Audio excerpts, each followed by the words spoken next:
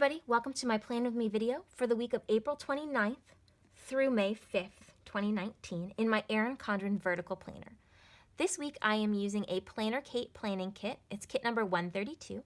I chose this kit because it coordinates with the monthly kit, which I've used here in my hourly planner. And I've also already planned my hourly for the week, you could see here. Both of those videos are on my YouTube page, so go ahead and hit subscribe and turn on notifications so that you can make sure to be alerted when new ones come out. This week, I'm going to be doing something a little different in my planner. I usually do clean, organizing, and to-do, but we are tracking a couple new things this month, for the month of May, and I really wanted to kind of get into that habit early. So I'm going to try things a little bit different with these vertical blocks. So I'm going to go ahead and get started now. I'm going to put all my stickers in. I'll fast forward through that a little bit, and then I'll come back and explain everything that we are changing in the planner for the month.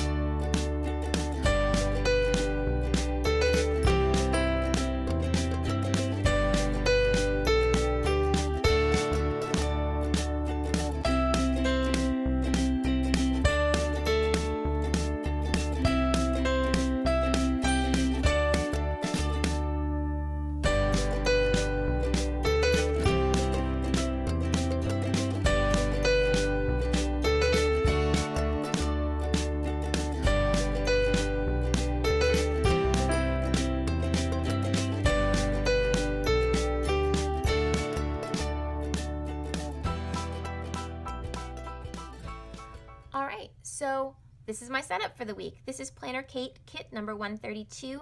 This is mostly add-ons in this kit here. The appointments and all that, those stickers are in my hourly planner. I've used a couple of them here to mark off some important days as far as meal planning goes. Other than that, these are all add-ons from kit 132. I have moved my to-do list to the top. I've consolidated my clean and organizing to this today box because these are the tasks that I'll do today. And I found that I really wasn't putting a whole lot in the clean box and the organizing box where I couldn't just move them together. So you'll see I'll put in things like organize pantry or do my laundry or anything like that will go in here along with the areas that I'm actually cleaning for the day. Then I divided the last box here with some thin washi and I put the sticker that says meals. And my husband and I are trying to be a little bit healthier. So for the month of May, we've challenged ourselves to eat only on the Mediterranean diet. And we're going to try to record our breakfast, lunch, dinners. I'm going to be recording my workout and activity levels as well. And I wanted to have a good record of what we did so that we can look back and say, you know what, this worked really well. What did we like and what didn't we like? And there's no better way to record that than using my planner. That's what I have these for. It's organizing and keeping me on track for things, and record keeping fits right in with that. So I've gone ahead and written breakfast, lunch, and dinner. I used my Pilot Juice Up black pen, and it's a 04. This is my favorite pen. I use it everywhere, so it makes sense to use it here. And then I did mark off on the weekends. This weekend is a fend for yourself weekend for me. My husband's going on a camp out overnight with my son. And then when they get back Sunday morning, that night, my uncle is visiting us in town. His birthday is next week, but since he's here, we're going to have a birthday celebration for him. And I marked those off because I know for sure we're going to have cake this night, which isn't technically part of our diet, but we agreed upon that before agreeing to the diet. So I put that in here so I can make sure I'm really staying healthy for the rest of the day. And same for this. Fend for yourself. It's really easy for me to just drive to Chick-fil-A or McDonald's and grab something quick and come home. I want to make sure that I know just because I'm fending for myself does not mean that I'm driving out. And when I write it down like this, there's this huge level of accountability that you get. So if you are somebody like me who when you don't have accountability, you do whatever you want, this is a really strong and powerful tool to really keep you accountable, because you're being accountable to yourself here. There's no hiding when you write it in your planner. So I've done that as well. And then the other thing that I've done differently is I'm going to record the weather, and mostly because we have been getting just roller coaster weather here in Virginia. From yesterday was cold and cloudy, and then today is sunny and in the mid 80s. And I like to have that record here. I also think that sunshine does affect your mood. I really believe that. And so I kind of want to track that just to see if it makes a difference. And that gets me into my sidebar here. So I did get the sidebar add-on as well.